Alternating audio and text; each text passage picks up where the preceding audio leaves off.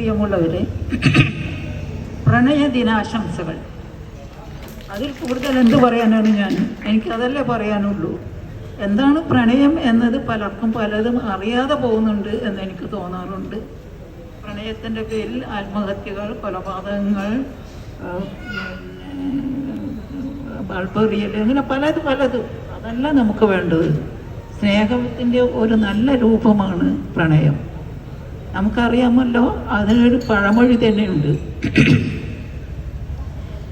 Ethiopian സ്ത്രീയിലും ഹെലൻ്റെ സൗന്ദര്യം കാണുന്നു എന്നാണ് പ്രണയിക്കുന്നവർക്ക് ഉള്ള ഒരു പണ്ടേ ഉള്ള ഒരു വാക്കുകൾ. അതായത് എത്യോപ്യൻ സ്ത്രീ എന്ന് പറഞ്ഞാൽ നീഗ്രോ വർഗത്തിലെ ഏറ്റവും വിരൂപരായ സ്ത്രീകളാണ്.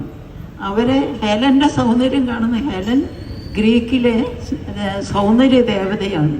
അതാണ് പ്രണയത്തിന് കണ്ണില്ല എന്ന് നമ്മൾ പറയാറ്. എന്തിനാണ് മൊയ്തീൻ കാഞ്ചനനെ സ്നേഹിച്ചത്? അല്ലെങ്കിൽ അങ്ങനെ ഓരോന്നും ചോദിക്കൂലേ? അങ്ങനെ ചോദിക്കുമ്പോൾ ഇതാണ് പ്രണയത്തിന് കണ്ണില്ല എന്നതാണ് സത്യം. പക്ഷേ ആ പ്രണയം വിശുദ്ധമാണ് എന്ന കാര്യത്തിന് ഞാൻ വേറൊരു ഉദാഹരണം പറയാം.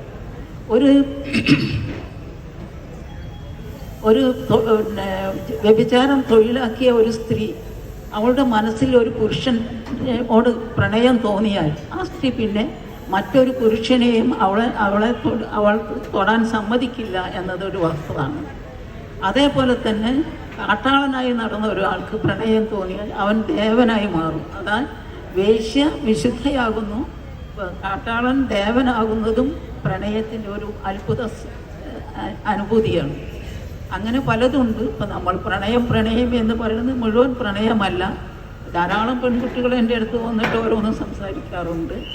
പിന്നെ മറ്റൊരു കാര്യം, ഞാനിപ്പോൾ കോളേജുകളിലൊക്കെ പോയാൽ അല്ലെങ്കിൽ സ്ത്രീകളെ സ്റ്റാഫ് റൂമിലായി ഇരുന്നതെങ്കിൽ എനിക്ക് അവരോടൊന്ന് ചോദിക്കാം. ശബ്ദമില്ല, എനിക്ക് സുഖമില്ലാതെയായിട്ട് ഞാൻ വന്നതാണ്.